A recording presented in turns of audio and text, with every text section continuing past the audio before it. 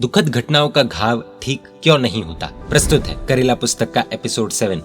एक व्यक्ति को राह चलते ठोकर लगी, पैर के अंगूठे में गहरा घाव हो गया, काफी खून बह गया, अस्पताल में दाखिल हुआ।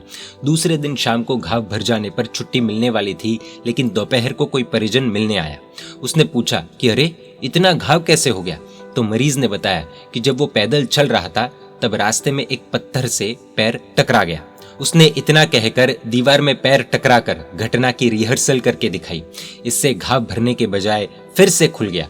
शाम को डॉक्टर ने देखा और कहा कि अभी तो एक दिन और अस्पताल में रुकना ही पड़ेगा। दूसरे दिन किसी मित्र ने आकर वही सवाल पूछा, फिर रिहर्सल की, फिर घाव ताजा हो गया।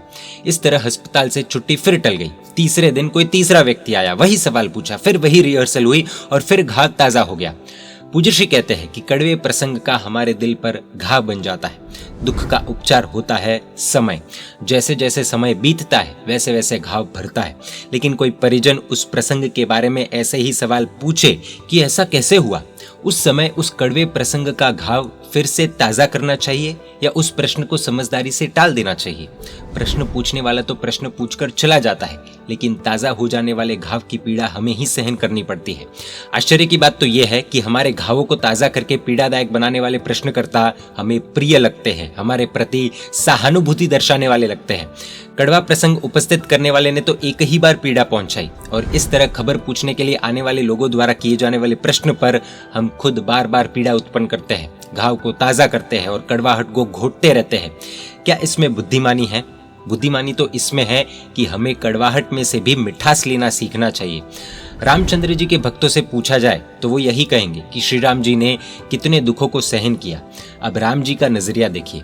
लंका विजय के बाद अयोध्या पहुंचे रामचंद्र जी से कैकेयी ने जब माफी मांगते हुए कहा कि मेरे कारण तुझे बहुत कष्ट सहन करने पड़े, जंगल में भटकना पड़ा, युद्ध करना पड़ा, तब रामचंद्र जी ने जवाब दिया इस श्लोक के द्वारा, हे माता, ये क्या कह रही हो? आपने पिताजी से जो वरदान मांगा वो मेरे लिए भी वरदान ही सिद्ध हुआ।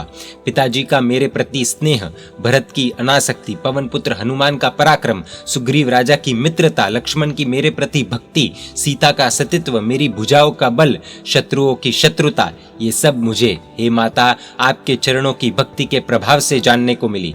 यदि आपने ऐसा वरदान न मांगा होता तो मुझे इन सब का अनुभव ही कैसे होता।